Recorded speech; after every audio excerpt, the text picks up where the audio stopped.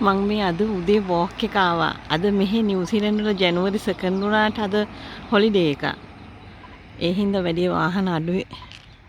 මම මේ වෝක් එක මම හිතුවා දැන් අලුත් අවුරුද්දේ මගේ weight එක ගේන් වෙලා තිනවා. ඒ හින්දා මේ ඒක අඩු කරගන්න ඕන ඉඳලා හැමදාම උදේට 2 කිලෝමීටර්ස් විතර ඇවිදින්න කියලා. මේ ලස්සනයි.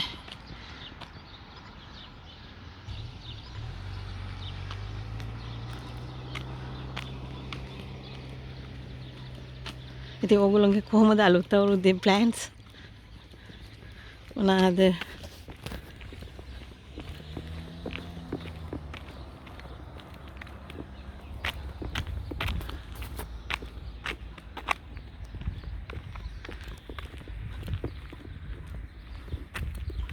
මගේ නම් ඉතින් ගොඩක් ප්ලෑන්ස් තියෙනවා අලුත් අවුරුද්දේ කරන්න කියලා.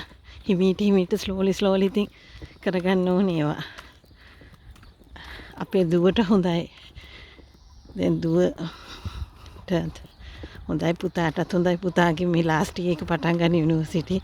දුවගේ දැන් එයාගේ මාස්ටර්ස් උත් ඉවරයි.